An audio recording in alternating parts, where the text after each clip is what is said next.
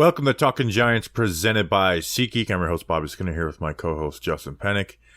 And we've got a primetime game coming up. We've got Giants-Seahawks, and you've got a preview pod that you're listening to right now. We're going to break it all down. Danny King will join us later for segments. Justin, I hate to be dramatic. I really do. I think people are over-dramatic all the time, especially in the beginning of seasons. But this game feels so important. Right, you have the Dolphins and the Bills coming up the pike before the schedule gets easier, and this is a game where the Giants have enough talent and enough coaching to be able to win this game.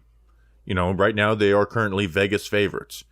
This feels like a game the Giants just have to win. You know, after starting 1-2, losing to two teams that are clearly better than you in the 49ers and Cowboys, this game just feels so important, and it's going to be on Monday night for the whole nation to watch. Yeah, Bobby Skinner, don't shy away from it, man. If the Giants fall to Seattle, they'll be 1-3, and then virtually they'll be 1-5 with the teams that they have coming up in Miami and Buffalo. So if the Giants go 1-3, they will be 1-5, and the season will be over. So yes, this game against the Seattle Seahawks Monday Night Football is a must-win. And really, I'm not feeling that great about this Giants team right now, man. And I want the Giants to go out there and prove me wrong. I'm really excited to get back to MetLife Stadium. Because I'll tell you what, I still have that sour taste in my mouth sitting in that cold, wet stadium watching us get our ass kicked for 3 hours against the Dallas Cowboys on national television. Now we'll be back, another primetime, nationally televised game, back in one of my favorite places in the entire world, in MetLife Stadium. Not just not get embarrassed, you got to go out and win the game. This is a game that the Giants should score 30 points. This is a game where the Giants should have offensive success. Bobby Skinner, let's talk about it. Yeah, and I want to talk about our offense to start. First, Justin's episode is brought to you by some special people. We got George Sirloin, Jose Meza, don't meza with Jose, Ryan J. Ryan from Canada, Stephen Penna, Stefan Penna, and then Thomas Frost, the brother of Robert Frost. Justin, who are these people? These wonderful, wonderful people, Mr. Penna, Mr. Ross. They all went to Patreon. They all went to patreon.com/Talking Giants. $2 a month plus month tiers to get to hang out with us live while we record the shows. This is a little Thursday afternoon preview pod recording session. If you want to stay up late with us on Tuesday morning to celebrate a Victory Tuesday a little earlier than everybody else, you get to go to patreon.com/Talking Giants, hang out with us while we record the shows. Bobby Skinner will send you some stickers in the mail. Plus, there's some shirt raffles. Hey, shout out to our merch people at John Boy Media, too. They designed some pretty cool Talking Giants stuff, kind of like the retro look. Everybody loves the retro look. There's actually, if you like the old school Giants helmet, there's a Talking Giants helmet with the kind of like that old school color and that old school look. It looks pretty sick. It looks pretty dope. Patreon.com/Talking Giants. Thanks for our patrons. The Seahawks are giving up the fourth most points per game in the NFL at 29.3 through 3 weeks. The Giants are the third worst. But it's specifically their passing defense, right? Their rushing defense is actually very good. But their passing defense, they're giving up 329 passing yards per game, which is 31st in the NFL, and they've only produced one interception. Now, they do have guys coming back, like Witherspoon should be fully healthy. Tariq Woolen should be back. Where they have where they struggled in their pass defense is the things that the Giants like to do, like the concept the Giants like to do. Their zones to me are very basic and just can be taken advantage of by kind of pre-snap. And hey, we're going to flood this zone, and we know that we have this defender is going to be put in conflict. He has to make one decision, and we have to attack. We're going to attack that player, and he's going to decide where we're going with the ball. Yeah, I mean, Seattle's defense has given up the third most plays of 20-plus yards this year. That hasn't been the Giants' MO outside of the second half of the Arizona game, but we want it to be this Giants team MO. Andrew Thomas, odds are he's going to be back. Ben Bredeson, very confident he's going to be back after clearing concussion protocol. So the offensive line will be operable, and you're not going up against the San Francisco 49ers and the Dallas Cowboys. So I'm expecting this offense to be more explosive because also, like I said, Seattle's defense, they've given up the third most plays of 20-plus yards so far this year. Not even the Giants' defense is that bad. Teams have also put up 30 points, 31 points, and 27 points, respectively, against the Seattle Seahawks. And also, when teams get down into the red zone, Seattle's 3 opponents scored touchdowns on all 7 of their opportunities and advances inside the 20-yard line so far this year. The Seahawks are the only NFL team to allow a touchdown on every opponent's red zone possession. So, Bobby, again, this Giants offense, this isn't just a litmus test to see where they are. This Giants offense should have success against the Seahawks defense. Yeah, and where they could have issues is the pass rush by Seattle, because it's not Dallas or San Francisco, but it's a lot better than what Arizona was putting out there.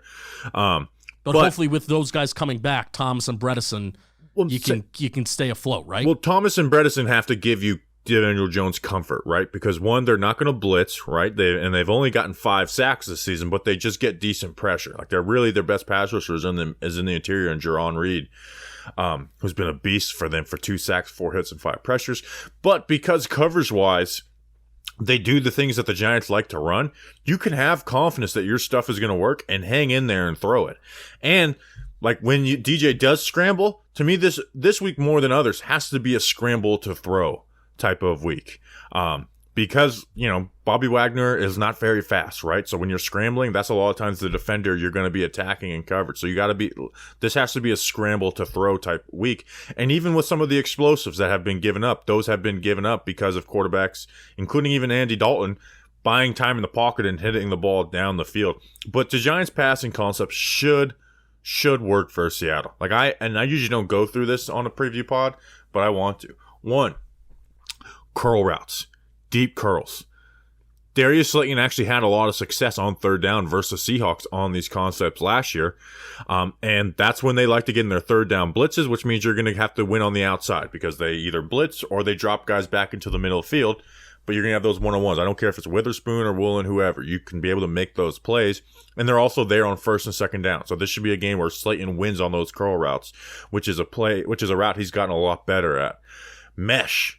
Right? We know mesh is a concept the Giants like to go to, which is against putting two drag routes crossing each other with some stuff in the middle of the field. Versus the Panthers, Justin. Andy Dalton missed Miles Sanders. They got an empty. That would have been like a big chunk. It could have been a touchdown, but Andy Dalton misses him. And then he hits Adam Thielen on it later in the game and ends up being a 26-yard pass down to the 1 yard line. Adam Thielen had a career day, by the way. And Adam Thielen's washed, right? Yeah. Adam Thielen is totally washed. Like that will be his best game of the season. His best game of his career. And they leave the short flats open, right? When the because the outside cornerback and when they get into those cover 3 or quarters coverage, that outside cornerback carries the vertical. Well, that curl hook defender or flat defender, whichever one, they just kind of are leaving stuff open. So they leave the short flats open. So, and then other ways you can attack it to create big plays, and this can include with Darren Waller, you get in 3-by-1 sets, right? 3 guys to one side of the field.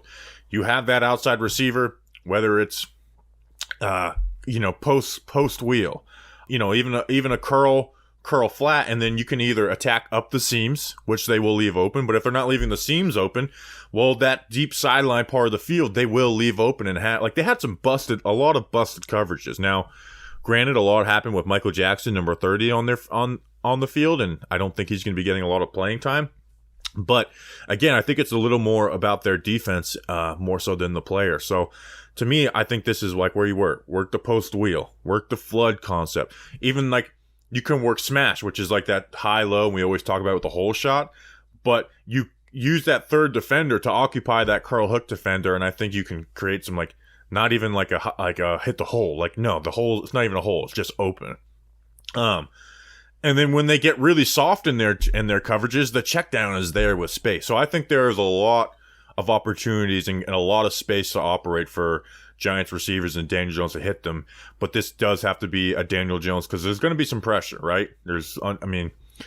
Evan Neal and Marcus McKeithen are going to give up pressure. Hopefully Bredesen and JMS can do well against Jaron Reed. But you got to hang in there. You got to hang in there and make those throws. And when you do scramble Daniel Jones, you got to scramble to throw. I mean, you mentioned the Seahawks and some of their interior guys, especially, are having decent years. But where would you say the Seahawks rank in pressure percentage? I know there's different sites and stuff, but Pro Football Reference. Yeah, I've stopped using Pro Football Reference. I don't know. Why is that? because they only measure certain things and they don't show individual players. I mean, Jaron Reed, Mario Edwards, and Uchenna and Nwosu have been getting after the quarterback. They just haven't been finishing plays. Okay. Pro Football Reference has the Seahawks as the same pressure rate as the Giants, like tied for 28th in the National Football League. So, take that as you may. Bobby, when you're talking conceptual stuff, I don't know. Like you mentioned Waller once. I think this needs to be the Darren Waller breakout game. It should be.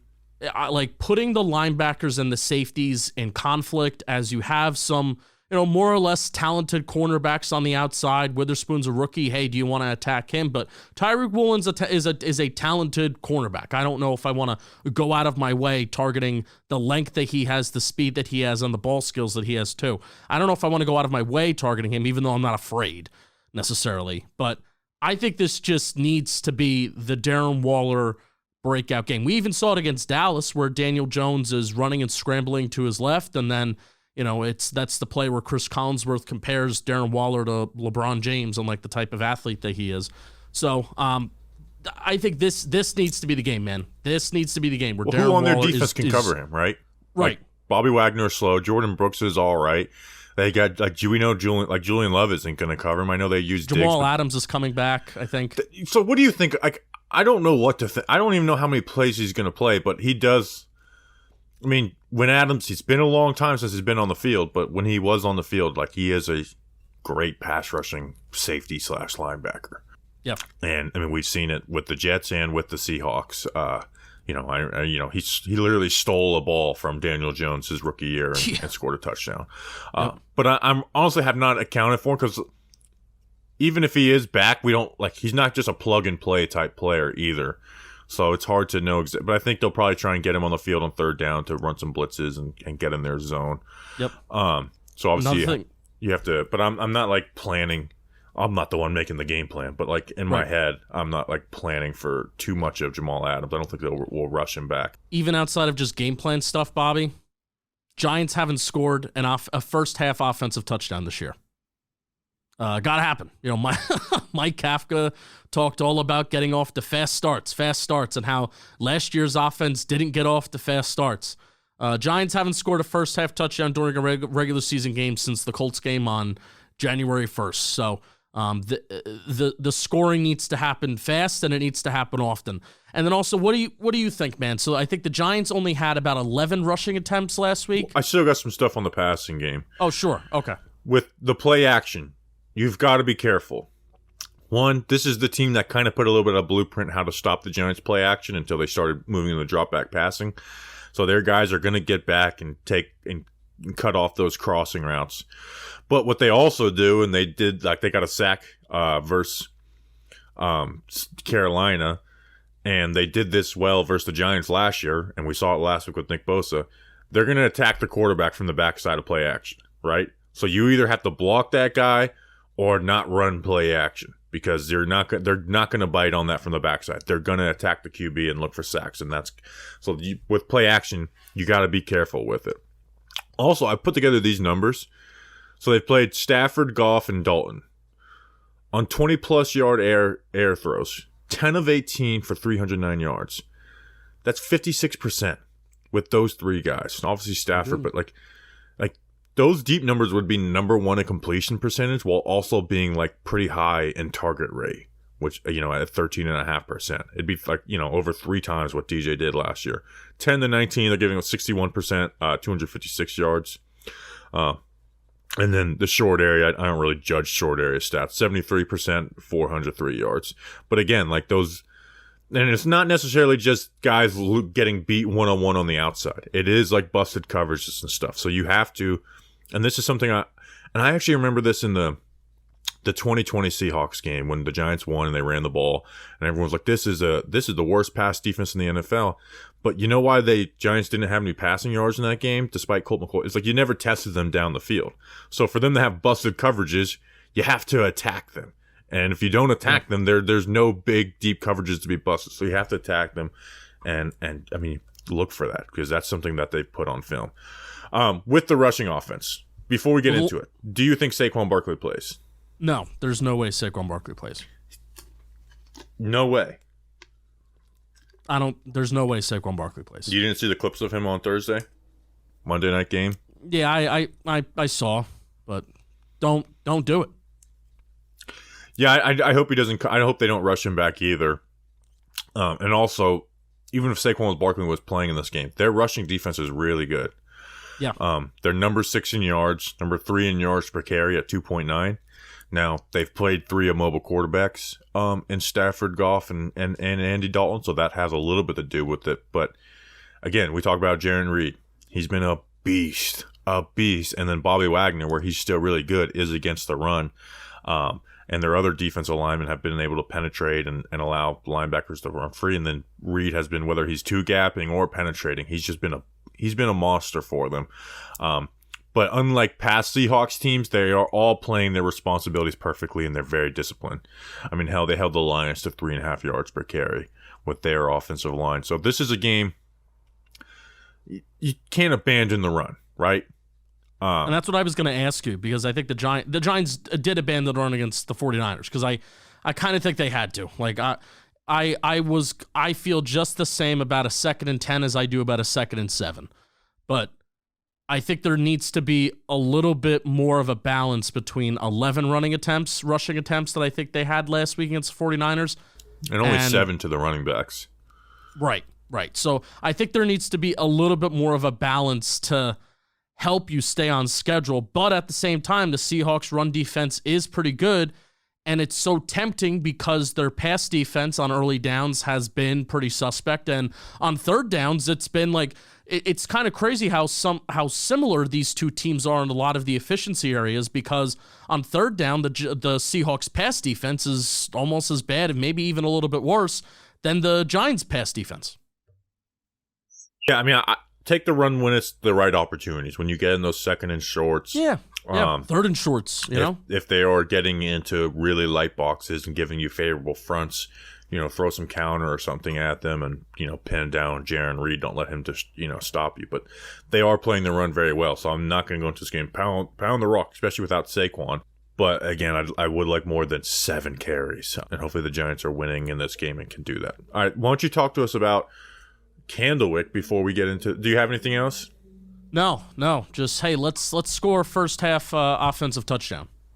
Let's start there. First quarter. Opening script has been good 2 or 3 games, and they've came away with 3 total points out of them. Yep, not good. Not good, not happy.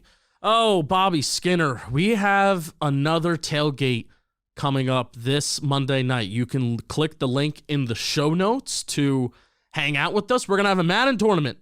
You like the mini games? Everybody played like the Madden mini games growing up. So what we're gonna do is if enough people are gonna want to come and hang out and play some Madden, if you got to buy tickets to play Madden, you can come and hang out even if you don't want tickets. But we're gonna play like mini games, and then whoever has some of the best scores, highest scores playing those mini games, then you can go into like a tournament where you can play Joe's McFly. Joe's McFly, he's gonna be there, big time celeb.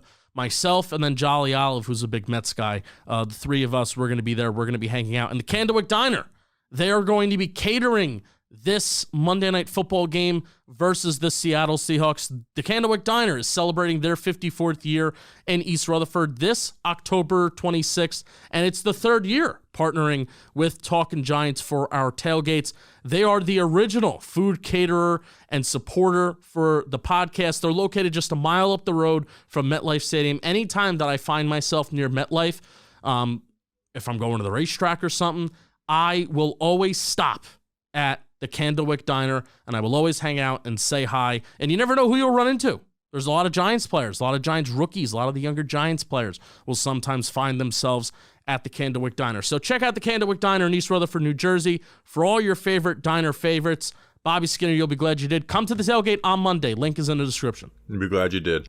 The Giants defense versus the Seahawks offense, well, they have the 4th worst defense in scoring. They have the 4th best offense in scoring, averaging 29 points per game at 2-1. Man, Geno Smith just has real command of that offense and the pocket, right? He's completing 69% of his passes while being able to take advantage of all parts of the field. He only has 1 interception. He's good at avoiding sacks, like he's only been sacked 5 times this year. Now, with that, his production under pressure isn't great. Like, he has the most throwaways in the NFL, but again, he avoids those sacks. Charles Cross may be back. I think he's going to be back, but Stone Forsythe, you remember him from the Gators, he wasn't horrible for them. So I don't know how much of a difference that makes anyways, and unfortunately our edge production has been pretty damn bad this year. Justin, Geno's good, man, and he can make you pay for screw-ups. Now the Giants are going to play man coverage, right? That's what they do. They've ran man coverage essentially, 60% of the time this year. Geno is going to test it though, right? And he has a lot of trust in DK Metcalf and Tyler Lockett, but mostly DK, right? And DK's had 234 yards this year, and Geno has no problem going to him versus man coverage with tight window throws. When you blitz him, that's where he wants to go, is to DK. And we even saw that a little bit last year where I think DK was targeted 10 times in that game with Fabian Moreau. And they started off a little good, and then they were finally able to get those wins. But I don't know who's going to have that matchup against DK Metcalf, but just know you got to be good at the catch space, because it doesn't matter if you have good coverage. Geno's going to throw the ball to DK, especially when you're running blitzes. Absolutely. Geno Smith, second in the NFL in play action attempts on first down. Geno Smith is also the second most efficient quarterback in the NFL on first and second down. Now, the Seahawks' offensive third down numbers are subpar, but them being so good on first and second down has helped them avoid third down altogether. They face the third least amount of third downs in the league and have the second highest first down percentage on first and second down at 32.5%. Why am I talking about first down, second down, and third down? Because Giants defense has been bad overall. I want them forcing third down a little bit more than they are right now. But also, Bobby, they're forcing teams into 3rd and 7 and longer 54% of the time. The Giants are 54% of third downs. The Giants are forcing teams into a 3rd and 7 or longer. The league average is 47%. Why I'm bringing this up, Seahawks offense isn't that great on third down. They win on first down and second down. The Giants defense has been doing a somewhat good job of getting teams into 3rd and long. Their problem has been getting off the field. That is going to be how this game is won or lost. How many times the Seahawks are going to face third down? If it is a third down, is it a 3rd and long? And can the Giants force them off the field? That's the key to this game for this Giants defense. Yeah, and that's when you see like Geno will get the pressure on third down, but it's like he's good at avoiding the pressure, but again, he has the most throwaways, and he'll run around and try to do a little hero ball, or you see that 2-point conversion last week? Yeah, or he's going to throw, and there's times where he got himself in trouble too, where he's scrambling around, he gets sacked at the at his own 2-yard line instead of just being on the punt from not backed up there. But he's going to have to go to Dak there, or sorry, not Dak, DK Metcalf. But like you mentioned, like play action, right? They run a play action a third of the time. Geno is 15 of 15 on throws between 10 and 20 yards for 219 yards, 3 touchdowns there. And a good chunk of that is on play action, and that's where he likes to climb the pocket, stand tall, take a hit off the play action, looking for those holes. And they're going to get you into running formations too out of that. Like they like to run out of 12 personnel. Like JSN's not getting a lot of run because they're running 2 tight ends. And they've got 2 solid tight ends with Parkinson and Noah Fant. Yep. Both those guys have 9 catches, and both of those guys can move well. And Parkinson's a good athlete who like runs through tackles, while I glare at Xavier McKinney to make those freaking tackles once, even if you do give up the catches. So he's got options to throw at. But this has to be a game, Justin, where another Leonard Williams and Dexter Lawrence dominate up front, like they did versus the 49ers. Geno's going to hold on to the ball a little bit longer, I think, than Brock Purdy. But Leonard had a sack, 4 hits, and a pressure last year, plus 4 run stops. And then Dex didn't have his best production game, but he looked really good on film. This is a game where these 2 guys can dominate their interior. So they should be, Dex and Leonard Williams should be in the backfield consistently. And and you talk about getting to third down. That's going to be a way to do it, is by those guys dominating a second week in a row. Yeah.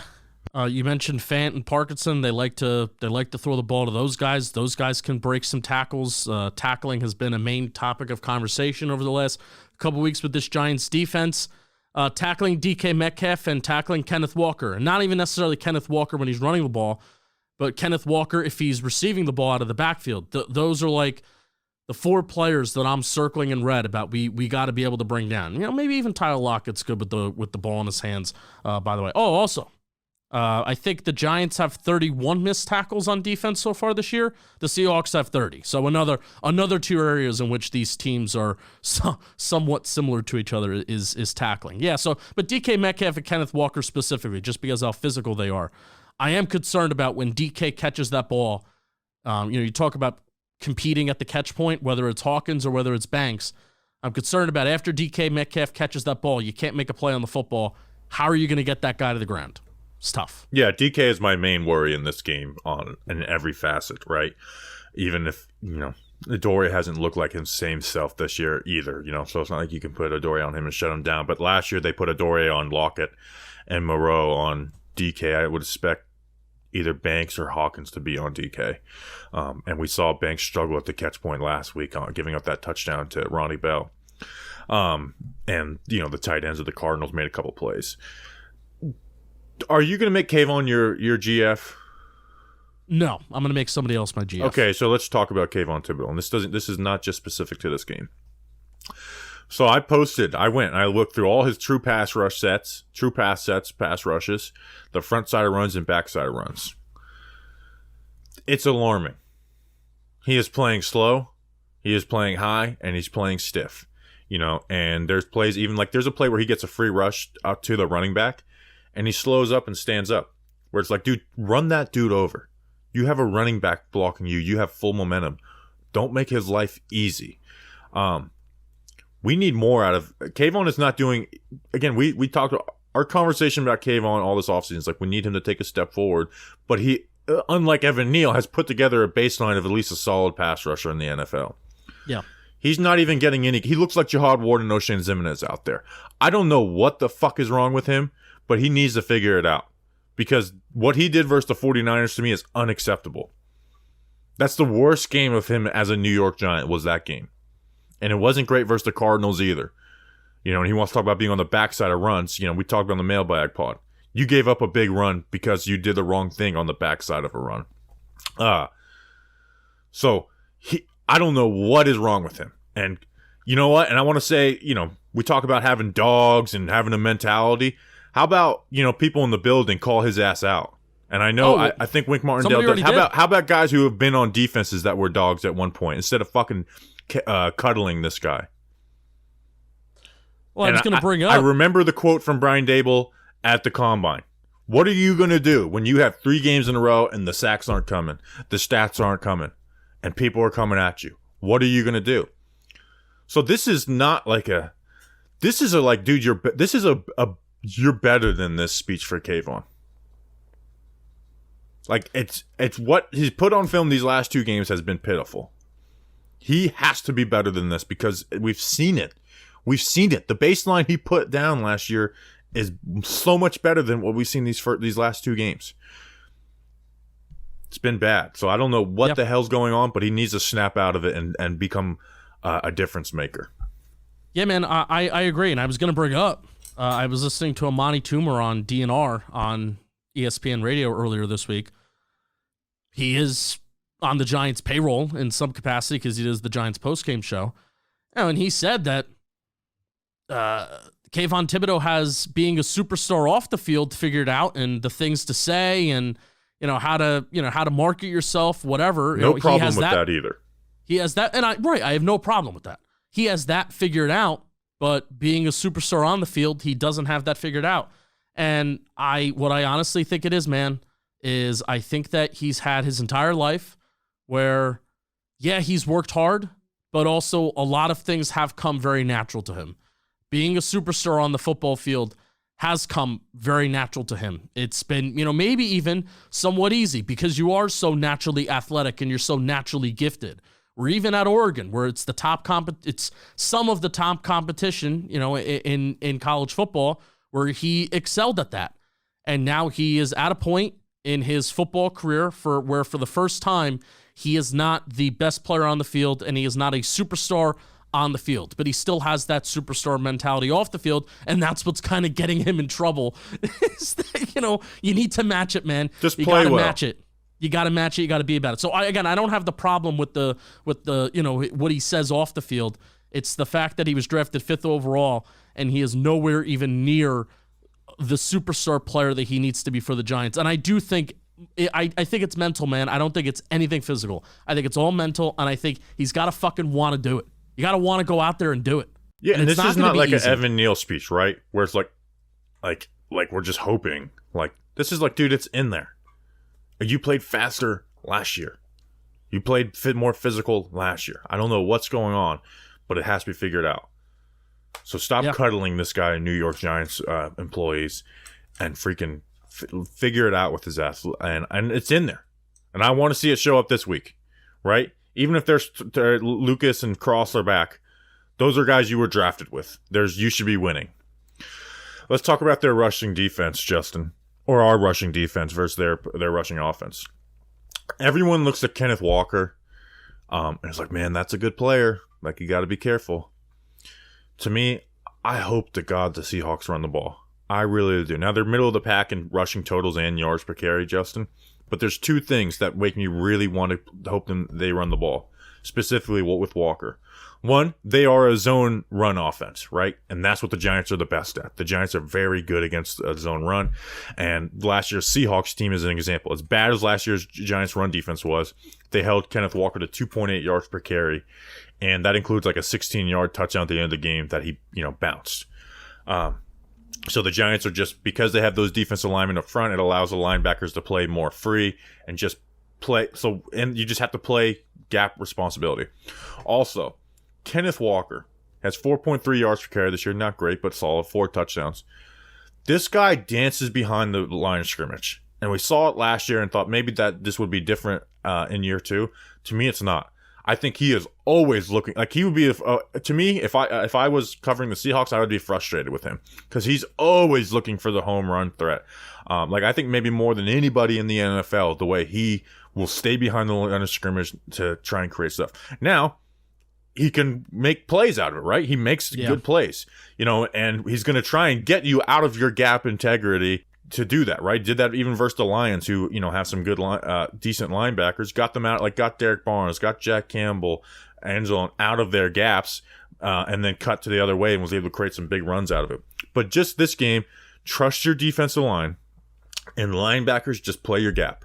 It's as simple as that. It should be one of the easier defenses, and then tackle the guy because he obviously can break tackles. But also, I think there's a lot of room for how Pinnock had the 3 tackles for a loss versus the Cardinals. Yeah. That could happen again because they will allow that blitzer off the edge from the backside, and because Walker will sit in the backfield, that allows for that. This is a game where, Zach Charbonnet, the guy we talked about him on our draft previews this year. I hope Charbonnet gets very little touches and Kenneth Walker gets the majority of them because I think I would rather face Walker than Charbonnet right now. Maybe if we were a different type of defense, it'd be a different conversation. But with the Giants defense, how good they are against zone run, I'm hoping they give the ball to Kenneth Walker. To me, every Kenneth Walker handoff, because as good as their passing offense is, every Kenneth Walker handoff is a win for the Giants. Yeah, still don't know if we're going to see Azeez Ojulari, so I think that's going to inevitably impact the personnel that the Giants run out there, where they're going to put a lot more, and also because the Seahawks just run a lot more 12 personnel anyway, we're going to see a lot more heavy personnel on the Giants front, where we're going to see those interior defense line. That's the strength of the team right now. The best we talked about in the mailbag, the strongest positional group on the team right now is the interior defensive linemen, and they are playing well. So lean on those guys. They're going to clog those holes. They're going to clog those gaps. The Giants last year couldn't stop the run to give a damn. And a team like the Seahawks, where Kenneth Walker was having a pretty successful year, and that rushing offense was looking good at times. You even said heading into that game, I know this Giants rushing defense is really bad, but I think they can have success. And they did last year. Yeah, it's the same exact conversation, honestly. Yeah. You could just copy and paste last year's preview pod with the Seahawks with this one. It's the same except exact thing. Except there's a much stronger interior defensive line room, and Bobby Okereke is an upgrade at interior linebacker. So. Yep. Micah McFadden also played really. This was Micah McFadden's first start over Tay Crowder, and he played well in this game too last year. So I think McFadden coming off that 49ers game may be playing a little confident and be able to also, you would think that Kenneth Walker would be better yards after contact because he's a bigger, more physical back. It's not very good. 1.9 yards after contact per attempt last year and 1.3. That's not awesome for a bigger. I'm telling you, if I was the Seahawks fan, I would be frustrated with him. Because there's star plays and he does some awesome stuff, but he spends so much time behind the line of scrimmage. We talked about dancing. That man dances behind the line of scrimmage. Yeah. And it leads to some awesome plays, right? But it also leads to a lot of negative plays. Justin, before we bring on Danny King, this episode is sponsored by SeatGeek. If you don't know what SeatGeek is, they're a ticketing app that makes buying tickets super simple. With over 28 million downloads, SeatGeek is #1 rated ticketing app. There are more than 70,000 events every single day on SeatGeek, including sports, concerts, festivals, and more. They always want to make sure that you are getting a good deal. So when you're on the app, look for the green dots. Green means good, red means bad. Every ticket is backed by their buyer guarantee, and SeatGeek is the only site that lets you return your tickets ahead of the event with swaps. We've got the hookup. Use code GIANTS for $20 off your first purchase at SeatGeek. That's $20 off your first purchase with promo code GIANTS. Click the link in the description to download the app. You'll be glad you did. All right, we now welcome on Danny King for weather and trivia. Danny, what's the weather looking like for MetLife on Monday night?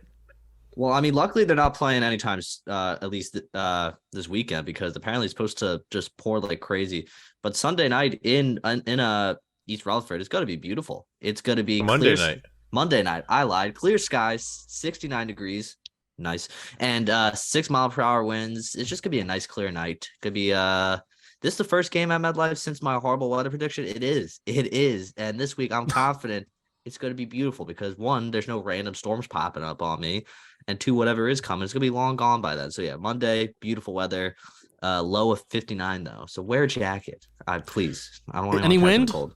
Wind, yeah, they're 6 miles. They're like a light gust, All right, so that means 16 miles an hour in the parking lot and then 6 miles an hour in the stadium. Yeah, I always just mentally prepare for the parking lot to be full of wind.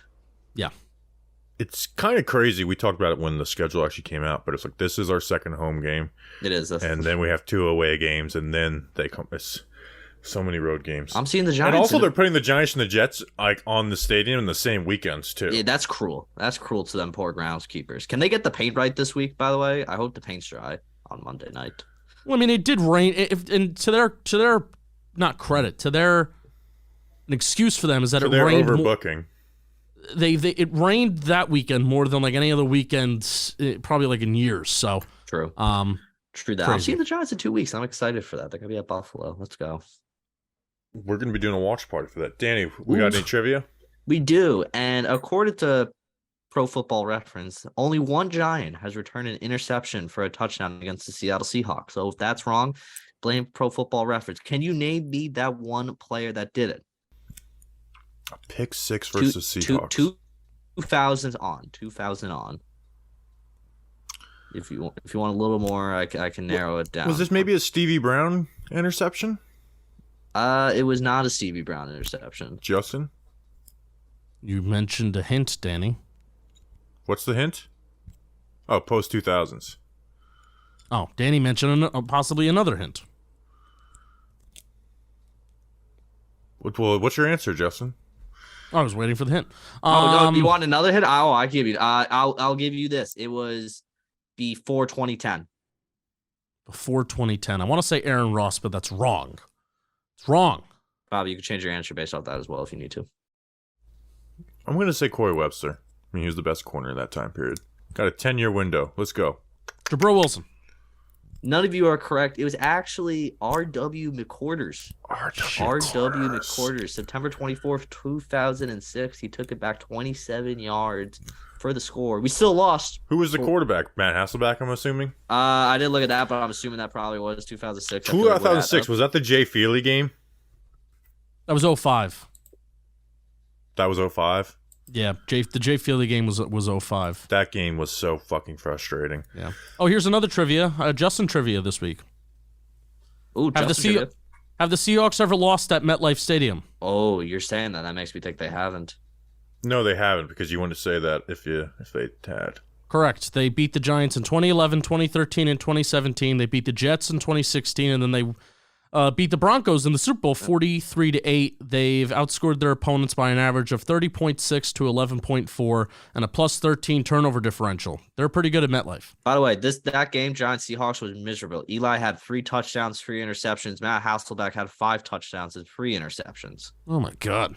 I miss old school football with all the interceptions and stuff. Like, now quarterbacks are just too smart. We need a little more just dumb quarterback play. Let's need more Wilson dumb Cook. people.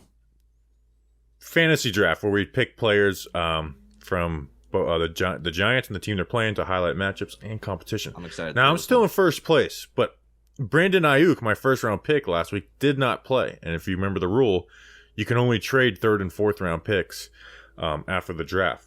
So I'll be picking third after an 11-point outing. Danny will be picking first. He jumped Justin for second with a 55-point outing. He's 7.2 points behind me. Justin also had a good outing with 38 points. He's at 100.7 and 11.4 points back. So after it being a very wide margin after the first 2 weeks, we're all back close together. So it's a little fun. So Danny, you do have the first pick this week. Who will you be taking? Well, I mean, it feels like it's kind of obvious, at least in my mind. It feels kind of obvious with no Saquon. I'm going to be taking Kenneth Walker. I don't think it's obvious. Seahawks running back. I was feeling that pick. Kenneth Walker's been pretty good to start the year. This is the good thing about Danny not getting to listen to the first portion of the pod because he was running late. I was running late, but I don't know. I just haven't felt the Giants. James Conner had a decent game against us. I'm not going to compare him to McCaffrey because Christian McCaffrey's on a whole different level. I mean, the only other player that I would have considered was probably whoever will go second will take. I just felt Kenneth Walker. I really just did. I think we're going to own Kenneth Walker. Justin, who is the second pick? DK Metcalf. Yeah, DK Metcalf. He's the right first pick. To me, he's a clear one away. But I actually like having the third pick. And I actually thought about this. No, actually, I'm lying. I did not think about week 4 when I picked the order this year. So I got back-to-back picks. So I'll take a Giant first. And I have him second on my big board anyway. So I'm going to go Darren Waller. I don't understand the idea that, like, Darren Waller is top 5 in tight end receiving yards. And that includes 2 games where the Giants passing game, had less than 150 yards. So I think Darren Waller's looked pretty good for the Giants. And I think this will be this has the opportunity to be one of his biggest games. And then I'm going to take Tyler Lockett, right? I trust him to get targets more than I do any Giant receiver, where the Giants receivers might have someone that does better, but you're kind of guessing on which one of those guys it would be, even though Slayton's probably the safest bet. So I'm going to go Tyler Lockett. So Waller and Lockett back-to-back. Justin, what is your second pick? Yeah, I was hoping you wouldn't go Lockett, so I could. So if he actually got more catches, I would go with the Seahawks tight end, but I'm going to go Darius Slayton. Hopefully he can catch a big play. He gets more involved. The Giants just run more plays on offense. That would be nice. And they score more points. I think this could be a big Darius Slayton game when I talk about those curl routes and they give up some explosives, mesh. I think this could be a Slayton big game too. If it's going to be either a Slayton or a Waller big game. It has to be one of the two. Why not both? Yeah, both. How about both of them? Danny, you have back-to-back. I mean, 5 for 5 on the Bobby Big Board, even though Danny took number 4 at number 1. Danny, who is you got back-to-back picks? I'm going to take my first Giant. I'm going to take Matt Breida because Saquon's Breida not playing. in the second Saquon's round. not playing. If he plays, I'll enjoy being on the last of the leaderboards. I'm not buying the Saquon's going to play hype. That's just dumb. And even if he does play, he won't be Saquon. So I don't really want him to play. And then after that,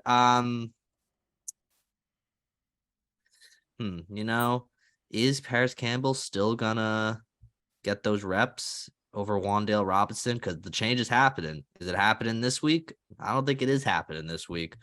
I am going to take another week of Paris Campbell. One more week. You might have been able to get Paris Campbell last in this draft. I don't know. And then plus you gotta play, have fun with it. And that's what you gotta do. So give me Paris Campbell. I mean, so Paris Campbell for me, I'm just going to go on the big board. You're taking him 7th. I have 1, 2, 3, 4, 5, 6, 7, 8, 9, 10, 11, 12, 13th on the big board. Again, so out of we have 12 picks. He would have not been picked by me. I don't know where he would have been on Justin's big board, but we'll see. I think Wandale's going to get those reps. Justin, you have your... go ahead. Justin, you have your third pick. Gets tough from here on out, right? You still got 2 starters for them. Yeah, the tight end, they run a lot of... I guess they run a lot of 12 personnel. They don't really throw the ball a lot to their tight ends. I'll take no offense, the starter. Give me Noah Fant. All right, so Justin's going Noah Fant. I actually have Cody Parkinson ahead of him, so I'm going to go Parkinson. That's his first name, right, Cody? Yeah. No, Colby Parkinson. See, I knew I got it wrong. See? Got a wicked set of hair. With my fourth pick. Gosh. All right. Part of me wanted to get cute and take Saquon. Because I think there is a chance this dude plays. It might be a mistake, but like we've seen it. Like he always rushes back, and he was running in practice. But I do have a GF that I want to talk about, and I'm going to go Jalen Hyatt with my last pick. There it is. The ultimate boomer bust player in this teaser? fantasy draft every single week, right? Like we've had two games of 0 for 0, and then one game 2 for 89, which still is not even that big of a performance, but it's good for a 4th round pick. So I'm going to go Jalen Hyatt. They give up. We talked about the stats before. They give up like the most big plays in the NFL. Justin, your last pick. Give me... I'm a Giants fan. Wandale Robinson. Yeah, Wandale's the right pick here. All right, Danny, your last pick. Now, before I sound dumb, I was out doing my There's own a guy thing. who's still here that's kind of wild. That's why I'm asking. Was Jackson Smith something taken? No, but again, I don't even think it's wild that he's not being taken. Really? Kind of is, but like these are 2 teams that have a lot of different personnel they use. So JSN is available. I am taking JSN. Okay. That's who I want. Can you guys believe this? We have 2 teams to pick from, 12 picks. Isaiah, in a game where Saquon Barkley is not playing, Isaiah Hodgins is just left available. It is what it is. It's not the worst. I mean, he's put up 3.4 points in week 1, 0 last week, and then he had the big week 2. That's kind of wild. Speaks a lot. I would have taken Saquon over JSN, but I couldn't do it over Hyatt. All right, so to recap, Danny, who's in second place, has Kenneth Walker, Matt Breida, Paris Campbell, and JSN. Justin, who's in third, has DK Metcalf, Darius Slayton, Noah Fant, and Wandale Robinson. And myself in first, Darren Waller, Tyler Lockett, Colby Parkinson, and Jalen Hyatt. Colby. All right, let's see what we have to do. Danny, you have the first pick in your Giant Factor this week, our X Factor for the game. Who is your Week 4 Giant Factor? My Week 4 Giant Factor is going to be the guy who should be the starter running back this week because Saquon Barkley should not play. And if he does play, I would be kind of annoyed. It's going to be Matt Breida. Now, look, obviously, I would love Saquon to be back, but I just don't think Saquon would be good this week because we've seen a Saquon rush back, and he just doesn't have that same swagger. He had 4 rushes for 17 yards this week. I imagine the Giants will run the football a little bit more. Obviously, with an ideal and healthy Andrew Thomas out there on the offensive line. We got to establish a run to even have the passing game be a threat. I mean, like, the Seahawks are not going to find the Giants a threat if they can't physically run the football. So give Matt Breida the football a little more. Maybe they surprise me, and all of a sudden Gary Brightwell comes out there and just is the lead back because he did technically also have 4 rushes, I believe, last week. I just want Matt Breida to have the chance because Matt Breida is a quality back. He can get the job done for the Giants if he's given the chance. So don't rush Saquon back. Use Matt Breida this week, please, because there's no point in doing that. This is basically me just begging the Giants not to rush Saquon back. But I think Matt Breida is a serviceable back, and he could get the job done for whatever we needed him for this week. So Matt Breida is my Giants factor.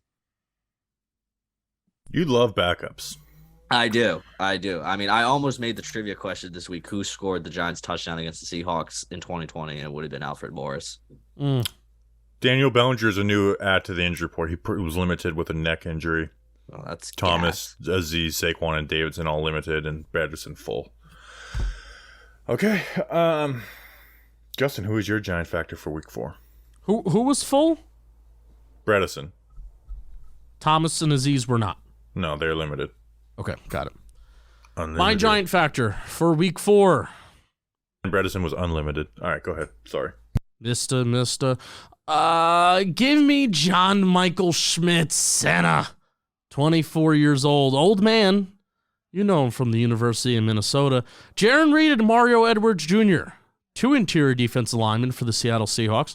They are both, according to PFF, leading the Seattle Seahawks in QB pressures so far this year. So if there's going to be pressure, it's bound to come up the middle. And as we have an offensive lineman that hopefully will somewhat stabilize the team for the rest of the year, I want John Michael Schmitz to be that anchor up the middle. We've seen him have some good games. We've seen him have some good moments. However, we've also seen him have some really bad moments in some specific games. I want to see a clean, perfect game. High expectations for a rookie, but a clean, perfect game from John Michael Schmitz. Be that anchor that this Giants offensive line needs. Be the stabilizer that the Giants offensive line needs. John Michael Schmitz, go out there and be a Giants factor. Yeah, he had a good first 2 games besides facing Micah Parsons against those defensive tackles. Struggled versus Javon Hargrave in week 3. Now you got Jaron Reed, who's been a beast for them. My giant factor is going to be the guy I did take 4th in the fantasy draft. I'm going Jalen Hyatt. We talked about it. Like, they have one of the worst pass defenses in the NFL, and then even more so of creating explosive plays and been giving up. Again, they haven't been facing Josh Allen, Patrick Mahomes. Andy Dalton was creating explosive plays against them. So Jalen Hyatt, there's going to be space for him to operate. And even if he doesn't have the big catches, he should be. If he's not getting the big catches, it better be because they're giving him attention and it's giving the guys a room underneath. So Jalen Hyatt, I think he needs to play. I think that's the reason Hodgins wasn't drafted this week, is Hyatt needs to play, and he needs to affect the defense, and he needs to create big plays for the Giants. I'm going Jalen Hyatt over my week 4 giant factor. All right. Now on to spread picks. Before we get into our spread picks, Danny, who are they brought to us by? As per usual, our spread picks are brought to you by over our friends at DraftKings Sportsbook. Because guess what? It's another week, and they're back with another week of football. DraftKings Sportsbook is helping us in on the NFL action with great offers every single game day. New customers can bet $5 and get $200 instantly in bonus bets. $200, that's a pretty big number. Throw 5 down on any of this week's epic matchups to walk away an instant winner. And DraftKings, they stop in there. All customers can take advantage of 2 new offers every game day this September. Guess what? There ain't much time left in September. So if you ain't taking advantage of this, I don't know what to tell you, because guess what? Football's more fun when you're in on the action. So download the app now and use code WORLD. New customers can bet for just $5 to get $200 instantly in bonus bets only on DraftKings Sportsbook, an official sports betting partner of the NFL. And the promo code, once again, is WORLD.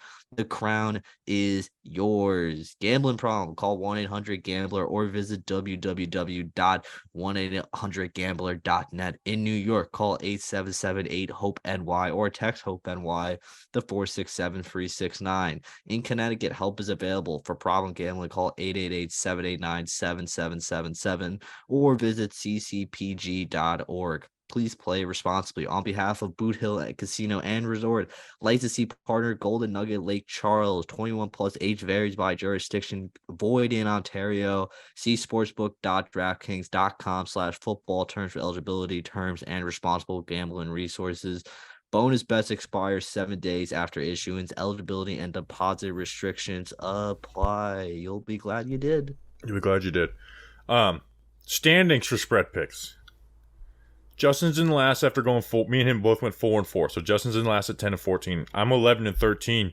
Danny, after going 3-5, is 11-13. We're all under 500. But to me, that's not the worst part.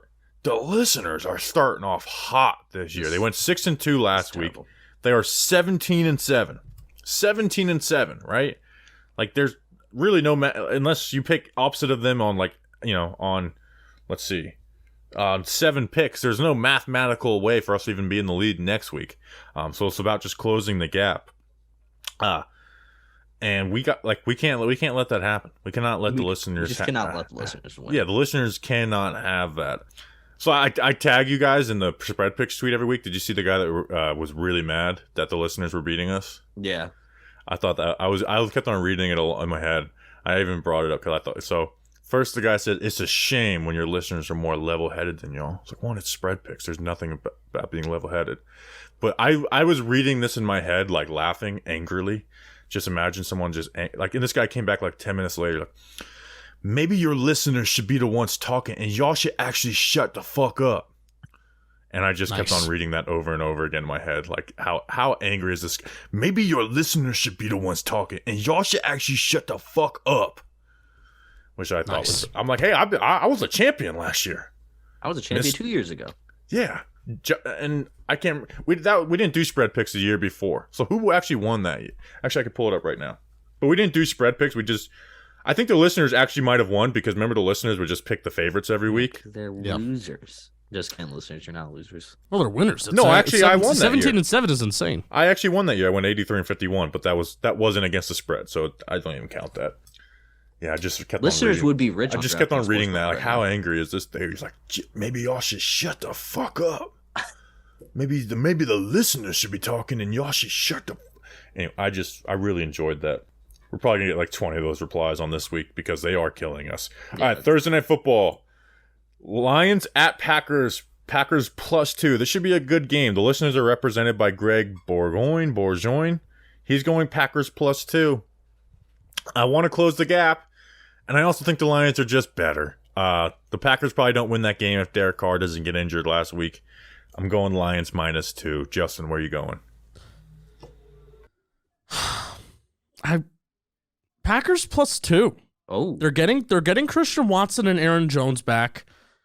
Jordan Love's accuracy has been something that's been a little concerning to me. I know he's been really efficient, and I know he's been taking good care of the football, but Packers +2. Give me something. Give me something a little different here. I was just thinking maybe if the listeners beat us next week, we can just have the listeners do this segment, and we could shut the fuck up. Yeah. Maybe we'll do that. Danny, who do you got? I'm also going Lions. I mean, they're getting Taylor Decker back apparently and David Montgomery as well. So that's a pretty solid reinforcement there for the Lions. And I mean, Lions also won in Green Bay last year, and that's when they had Aaron Rodgers, and they still lost. So I'm going to take the Lions this week -2. That was the difference for me too, Danny. I was like, you know what? The Lions beat them with Aaron Rodgers. I think they're going to win this game. All right, we got London, the first London game of the year. The Falcons are low-key starting to play in London a little more often, but they are playing at the Jags in London. The Jags are home. Jags -3. I have a rule.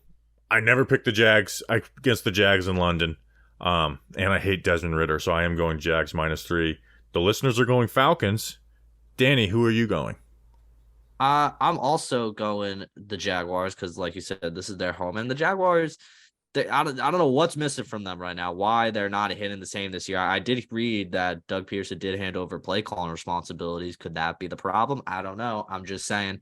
But I think the Jaguars are still just a better team than the Atlanta Falcons, even with their struggles early on. Justin. Jags. No reason. Desmond Ridder's still a quarterback. Yeah, that's a reason enough, quite frankly. We got Dolphins at Bills -2.5. What are you going in this one, Justin? Hold on. What did I say? I'm waking Jake. Dolphins. Oh yeah, that's right. Because the Dolphins they competed in the wild card game last year with their backup quarterback, and they almost won that in Buffalo. So now Tua's here. They're scoring a lot of points. Give me Dolphins.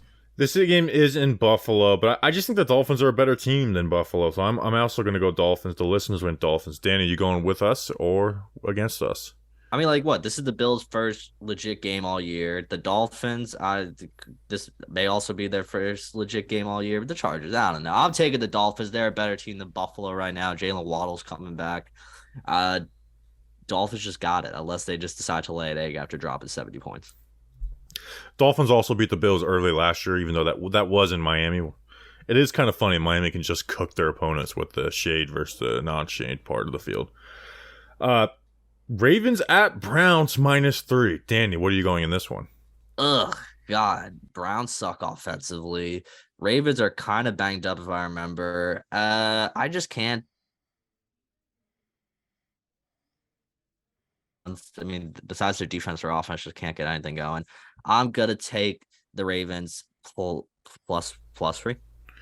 The Am I reading listeners that right? agree with you. I agree with you too, because the Browns offense is just the Ravens defense is really good, and as much as I think the Browns defense could be the best in the NFL, but it's just their offense I think is really going to struggle against good defenses and going to lose them games. So I'm going Ravens plus 3.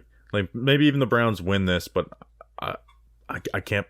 Like, can you expect the Browns to win by more than 3 points even against the Ravens? So I'm going Ravens plus 3. Justin, you agreeing with all of us or going against us?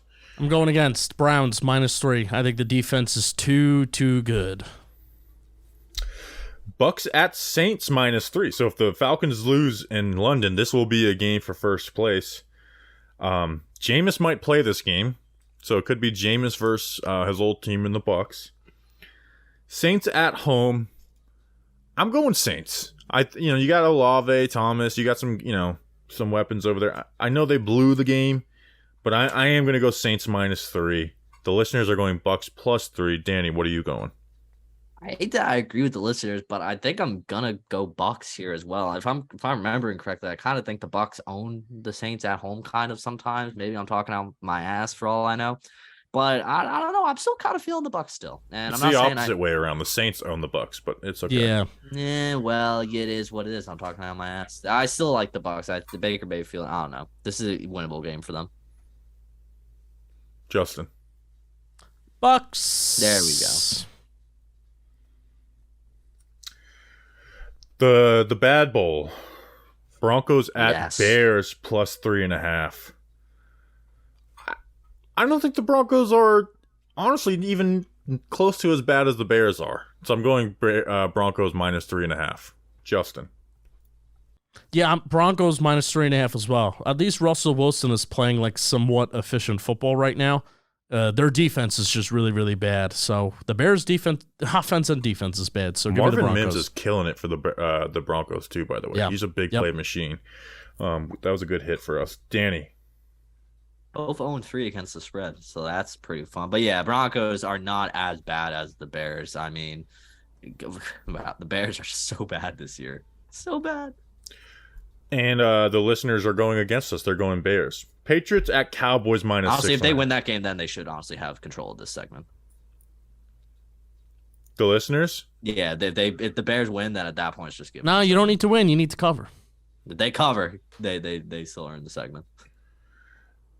Patriots at Cowboys -6.5. I know the Cowboys struggled last week, and I do think Trevon Diggs is really a much bigger loss than people are giving it credit for because of all the Trevon Diggs memes about giving up yards a couple years ago. But he was balling this year, and he was balling at the end of last year too. Like, he's really good, and he allows them to play that defense the way they like to.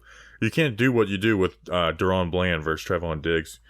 But I still think the Patriots offense is so bad that the Cowboys are going to cover this. So I'm going Cowboys -6.5. The listeners are going Patriots. Danny, what are you going? I'm going Cowboys. I mean, the Patriots almost lost to the Jets. Now, obviously, it was raining. I get it. But, I mean, the Cowboys are just a better team than the Patriots. I am, though, looking forward to Christian Gonzalez versus CeeDee Lamb this week, I imagine, is what the Patriots are going to try and do. That'll be a fun matchup. Justin. Yeah, Cowboys are going to win by a touchdown. Are the listeners tanking this so we can get back in it?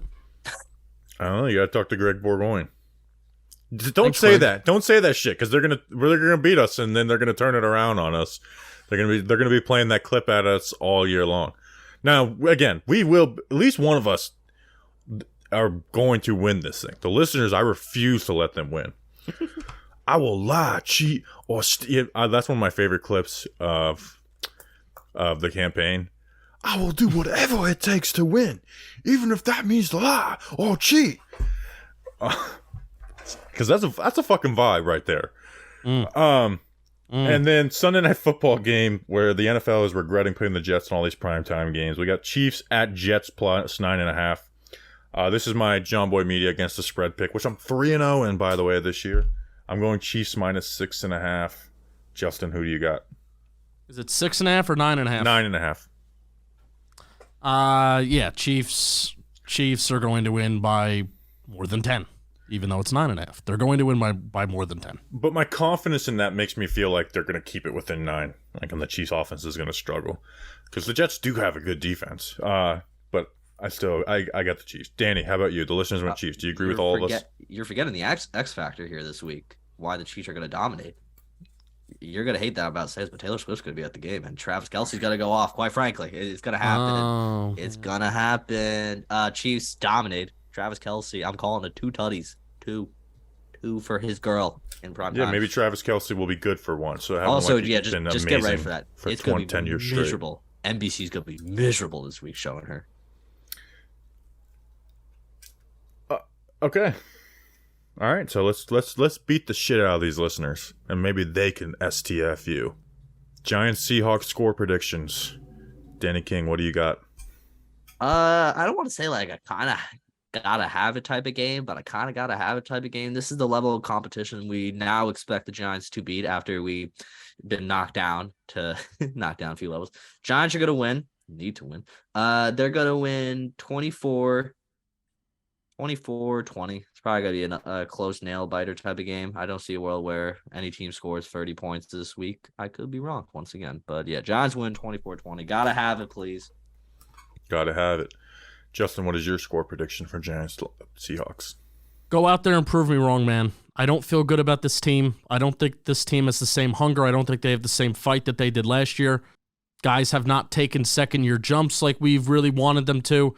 And I think that's hurting this team. And I think just getting their ass kicked week 1 is still, it's left a sour taste in my mouth. And I think it's left a sour taste in their mouth. Seahawks win 27-17. Go out there and prove me wrong. All right, this game, you got to win it. You've got to win it. Things start looking real bleak. People look at you differently. It's going to be real bad if you don't end up winning this game. You got to have it. I know we talk the Daniel Jones primetime stat. I don't think that's anything anyone actually even talks about. But guess what? It's going to be up out there, and I want to prove it wrong. I want to be on Monday Night Football. We haven't won a Monday Night Football game since freaking Eli against the 49ers in 2018. Let's win on Monday Night Football. Let's get this team back to 2-2. Let's get back on track, and let's win some games. Giants 77, Seahawks 0. We will see you Tuesday with a recap victory pod. I'm telling you, it's going to be joyous. We appreciate you. See you then. Until then, let's go Big Blue.